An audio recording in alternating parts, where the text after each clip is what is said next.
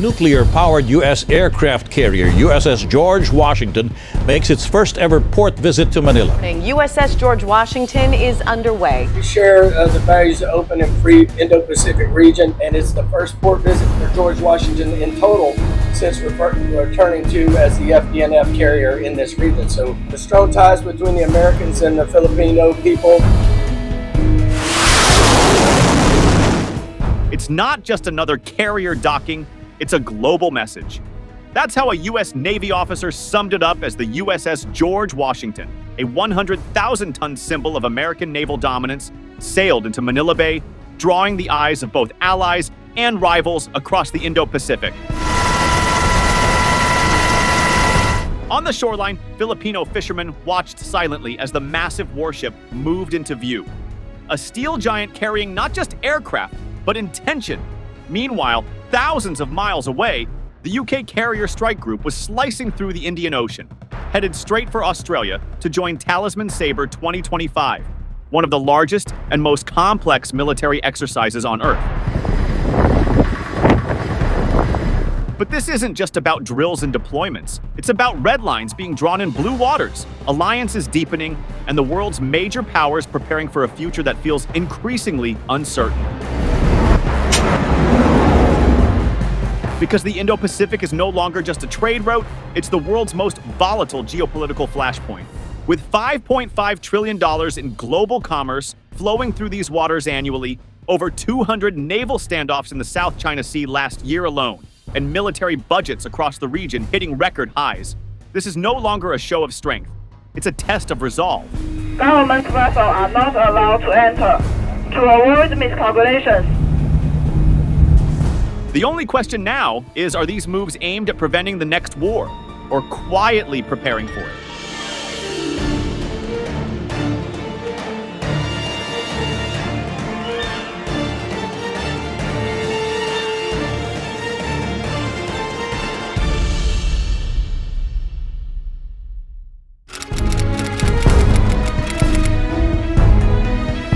When the USS George Washington, one of the world's most powerful warships, arrived in Manila Bay, it wasn't just a port call. It was a thunderous reminder of America's deep-rooted alliance with the Philippines. Nicknamed the GW, this Nimitz-class nuclear-powered aircraft carrier is a floating fortress capable of launching over 70 aircraft and carrying more than 5,000 sailors and Marines. But its return to the Philippines isn't about showing off hardware. It's about signaling strength, unity, and unwavering commitment in the face of growing tension in the Indo-Pacific. The timing couldn't be more critical. The Philippines sits at the heart of the South China Sea, a region where territorial disputes are heating up and where over $5.5 trillion in global trade flows annually. Chinese vessels have increasingly clashed with Filipino fishing boats and patrol ships, prompting a louder call for deterrence and defense. That's where the USS George Washington fits in, not just as a ship, but as a message. With the Enhanced Defense Cooperation Agreements, EDCA, now expanding, the U.S. military has access to 9 key sites across the Philippines, giving Washington greater operational reach from Luzon to Palawan. This isn't theoretical power, it's boots, jets, and strategy on the ground. But beyond firepower, the USS George Washington carries a legacy of humanitarian leadership. When Super Typhoon Haiyan, Yolanda, slammed into the Philippines in 2013, it was this very carrier that rushed to the disaster zone. Within hours, its helicopters were delivering clean water, food, and medical support to devastated communities, showing the world that a warship can also be a lifeline. In military terms, this is known as Humanitarian Assistance and Disaster Relief, HADR, and the GW has proven to be an unmatched asset in times of crisis. Its return to Philippine waters reassures not only policymakers, but millions of Filipinos who remember its aid in times of desperation. From a strategic and economic standpoint, the impact is huge. The ship itself cost over $4.5 billion to build, and more than $1 billion per year to operate, a symbol of the immense investment behind America's regional posture. And for the local economy, every port visit by a carrier like the GW injects millions of pesos into local businesses, hotels, restaurants, taxis, and markets, all benefit overnight. For Manila, the site of thousands of American sailors exploring the city isn't just a cultural exchange, it's a mini economic boom. The Philippines is a trusted ally. We share democratic values and cultural connections between our nations. For some of our sailors, this is their first time. For others, it's the third, fourth, sixth. But most importantly, for some, it is coming home to see friends and family, as some of our best and brightest in the U.S. Navy come from the Philippines. In short, the USS George Washington's return to the Philippines is far more than a military move. It's a powerful reminder of a decades-long alliance built on shared values, mutual defense, and regional stability. As the Indo-Pacific becomes the stage for global competition, the Philippines is once again proving its central role. And America is showing that it's here, not just to stay, but to stand with its oldest ally in Asia.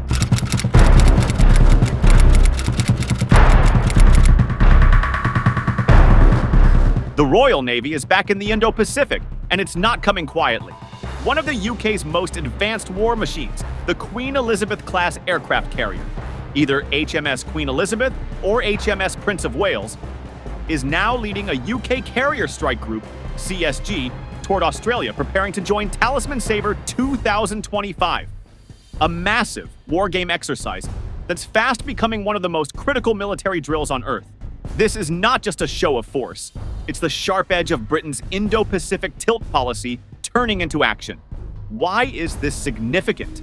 Because the UK is no longer just watching from the sidelines.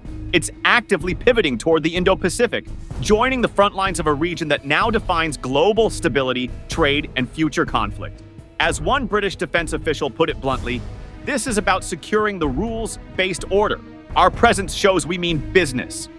With global tensions simmering, especially in the South China Sea and Taiwan Strait, the UK's presence alongside US and Australian forces is both symbolic and strategic. Talisman Sabre 2025 isn't just another exercise, it's the Indo-Pacific's premier multinational war drill, involving advanced air combat, amphibious landings, and full-spectrum warfare. In 2023, it brought together over 30,000 troops from 13 nations, including Japan, South Korea, and Canada. This year's edition is expected to be even bigger, with more integrated naval air operations and cyber defense scenarios. And now, the Royal Navy's CSG is stepping right into the thick of it. At the center of the UK task force is a floating powerhouse, a 65,000-ton aircraft carrier designed to launch and recover F-35B Lightning II stealth jets, some of the most advanced fighters in the world. Each carrier can carry up to 36 F-35Bs, offering formidable strike capability and advanced surveillance. But that's just the beginning. The CSG sails with a full complement of escort ships, Type 45 destroyers, Type 23 frigates, submarines, and support vessels, making it a mobile fortress at sea. This deployment isn't just about raw power, it's about interoperability. During Talisman Sabre, UK pilots will conduct joint air missions with US and Australian forces, running complex air defense and amphibious strike operations that simulate real wartime conditions. These exercises tighten the bonds between allies, ensuring that when it counts, their forces can operate like one unified military machine. And behind the scenes, there's a deeper layer. This deployment reinforces AUKUS, the trilateral security pact between Australia, the UK, and the US, aimed at shaping the future of defense technology, from AI and cyber to hypersonic weapons and nuclear-powered submarines. The UK's presence in the Indo-Pacific directly supports AUKUS Pillar 2, which focuses on advanced capabilities and joint development, making the strike group not just a warfighting asset, but a floating testbed for future warfare. In short, the UK's carrier strike group, sailing into Talisman Sabre 2025, isn't just an exercise in naval diplomacy, it's a clear and present signal. The Indo-Pacific is no longer just an American concern. It's a collective front line where democratic nations are standing shoulder to shoulder to uphold freedom of navigation, regional security, and the global balance of power. And Britain, with its carrier strike group in formation, has made it clear they're not just watching history unfold, they're helping write it.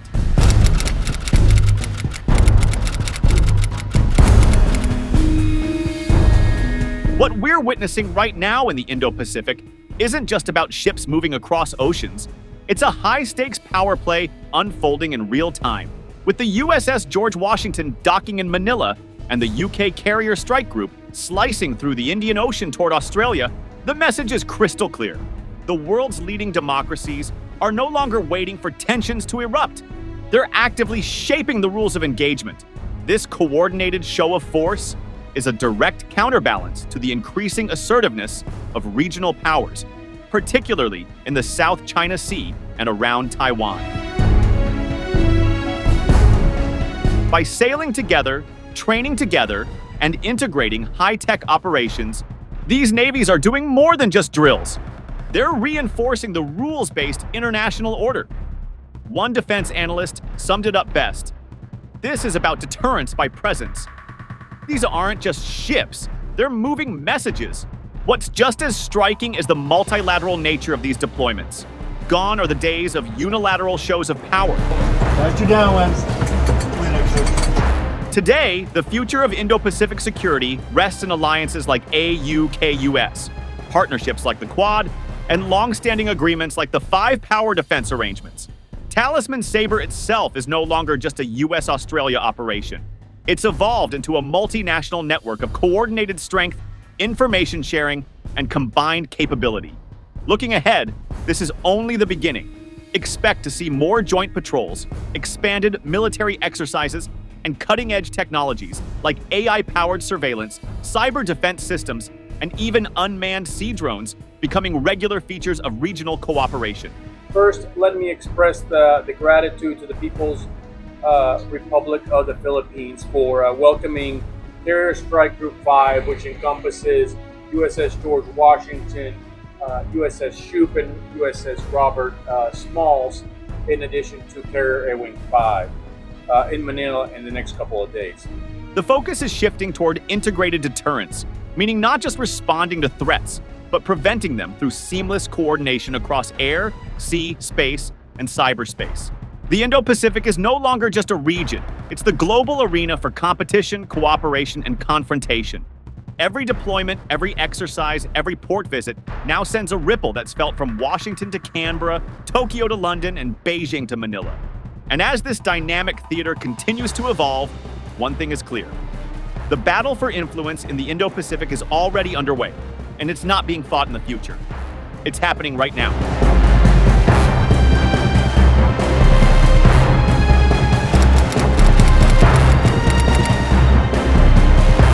As the nuclear-powered USS George Washington anchors in Manila and the UK carrier strike group surges toward the Australian coast for Talisman Sabre 2025, the world is watching a powerful transformation take shape. Isolated maneuvers. They're living proof of revitalized alliances, deeper military trust, and shared strategic purpose. Together, they reaffirm a collective commitment to peace, stability, and deterrence in a region that holds the key to global security. And looking forward, the message couldn't be clearer. The Indo-Pacific is no longer a loosely connected patchwork of interests. It's becoming a tightly woven security architecture, built on partnership, presence, and readiness. The era of fragmented responses is over. What we're seeing now is a vision of the future, a more integrated, resilient, and united Indo-Pacific, ready to stand firm in defense of a free and open world. Thank you for tuning into our channel. If you enjoyed the video, please remember to like, share it with your friends, and subscribe to our channel for more in-depth analysis of global issues.